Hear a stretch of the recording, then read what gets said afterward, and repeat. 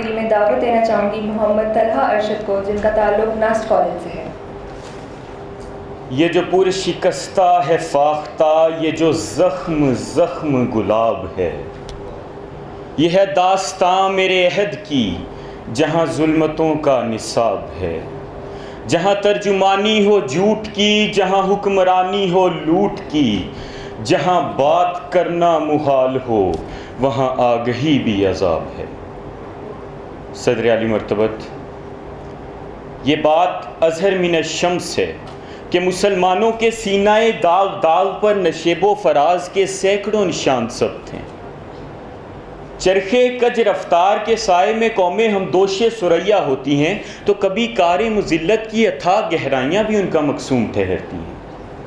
مگر اس گردش لیل و نہار میں ہماری داستان اس قدر دردناک ہے کہ جب کبھی امت مرحومہ کے عروج و زوال کا مطالعہ کیا جاتا ہے تو گرد و غبار کے کفن میں اٹی تاریخ کی بوسیدہ کتاب سے بھی سسکیاں سنائی دیتی ہیں۔ تاریخ عالم شاہد ہے کہ جن لوگوں نے بدعنوانی کی راہ اپنائی اور جن کی انگلیاں طاؤس و رباب کے تاروں پر رقص کرنے لگیں، وہ لوگ دولت عزت اور متاع غیرت سے محروم ہو گئے۔ ہر شخص کی جبیں پہ ہے پژمردگی کا عکس، ہر شخص کی جبیں پہ ہے پژمردگی کا عکس، چہروں پہ زندگی کی تمازت کب آئے گی؟ اپنی بےتابیوں کا سبب بھی نہیں معلوم، اپنے کیے پہ ہم کو ندامت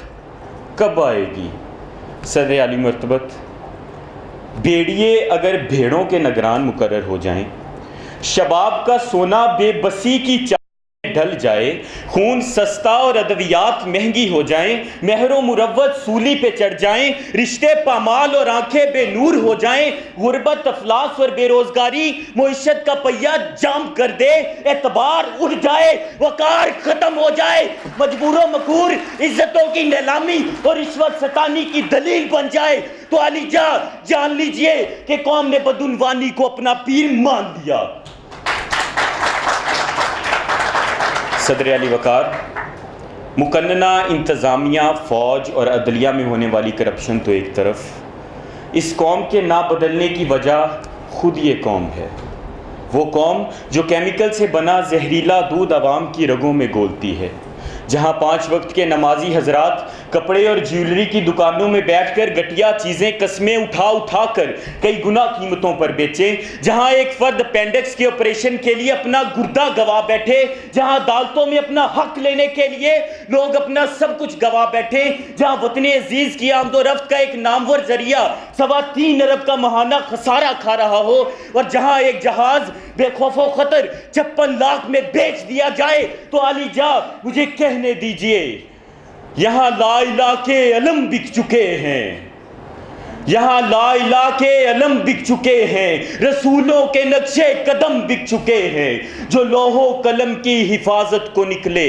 خود ان کے ہی لوح و قلم بک چکے ہیں۔ معزز سامعین، آئیے آج کے دن ایک عہد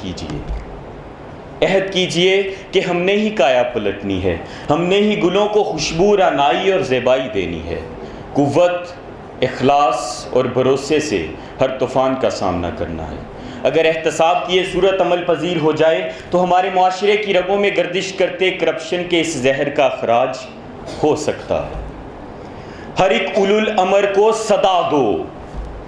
ہر ایک اولو الامر کو صدا دو کہ اپنی فرد عمل سنبھالے، اٹھے گا جب جمے سرفروشاں، پڑیں گے دار و رسن کے لالے، کوئی نہ ہوگا کہ جو بچا لے، جزا سزا سب یہی پہ ہوگی، یہی عذاب و ثواب ہوگا، یہی سے اٹھے گا شور محشر، یہی پہ روزے حساب ہوگا، یہی پہ روزے حساب ہوگا۔ شکریہ۔